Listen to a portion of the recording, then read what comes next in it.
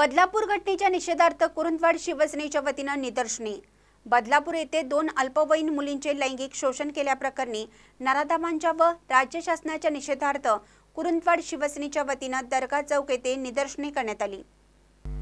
बदलापूर येथील झालेल्या घटनेचे पडसाद देशभर उमटत आहेत। झालेली घटना निंदनीय असल्याने येथील शिवसेनेने निदर्शने करून राज्य शासनाच्या व नराधमांच्या विरोधात घोषणा दिल्या। यावेळी नराधमांना तात्काळ फाशीची शिक्षा द्यावी तसेच मुख्यमंत्री व गृहमंत्र्यांनी तात्काळ राजीनामा द्यावा अशी मागणी यावेळी करण्यात आली।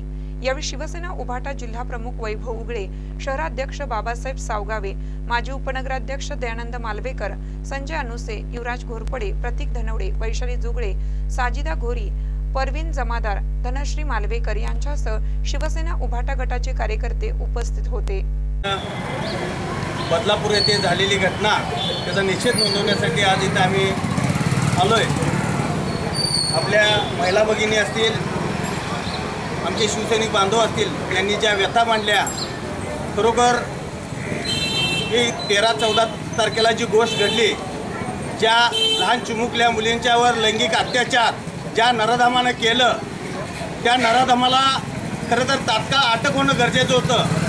पण हे कर्तव्यदक्ष महाराष्ट्र शासन ईडी CBI लावायचं तर सगळ्यात पुढं आणि 12-12 तास ज्या आईवडिलांना गुन्हा नोंद करण्यासाठी पोलीस स्टेशनला बसवलं आणि त्याच्या विरोधात आवाज उठवल्यानंतर बदलापूर रेल्वे स्टेशन बंद पडल्यानंतर त्यांच्यावर लाठीचार्ज केला, असा वेळ कर्तव्यदक्ष गृहमंत्री आणि हे प्रशासन खरोखर खुशकामी ठरलेलं आहे। आज मी सांगू इच्छितो की एकीकडं लेख वाचवा, एकीकडं लाडकी बहीण योजना, अरे या योजना तुम्ही आणताय पण त्या महिलांच्या सुरक्षेसाठी काय करताय? त्या संस्था जर तुमच्या असतील, तो नराधम शिंदे कुठल्या जातीचा आहे, कुठल्या पातीचा आहे, कुठल्या पक्षाचा आहे हे न पाहता त्याच्यावर ताबडतोब कारवाई झाली पाहिजे। कारण फडणवीस साहेब, तुम्ही फक्त आपल्या समाजाचे, आपल्या पक्षाची लोक असली तर तुम्ही त्यांना किनार देताय आणि इतर असले तर त्यांना आत टाकताय। हे धोकेबाज सरकार असली राजनीती करून, ही कूटनीती करून हे जनतेला त्रास करतंय, नाहक त्रास करतंय आणि जनतेला लुटतंय। अशा या सरकारचा, शासनाचा मी शिवसेना कोल्हापूर जिल्ह्याच्या वतीनं जाहीर असा निषेध करतो। त्यांनी नैतिक जबाबदारी स्वीकारून आपल्या पदाचा राजीनामा द्यावा, एवढीच मी शिवसेनेच्या वतीनं त्यांना मागणी करतो। साहेब, लहान मुलांच्या जीवाचं रक्षण, वयस्कर माणसांच्या जीवाचं रक्षण तुम्हाला करता येत नाही। मग साहेब, तुम्ही त्या खुर्चीवर कशाला बसता? तुम्ही ताबडतोब राजीनामा द्या, तुम्ही घरात बसा, दुसरा काय काम उद्योग बघा आणि मुख्यमंत्र्यांना देखील तुम्ही सांगा, त्यांच्या जिल्ह्यात,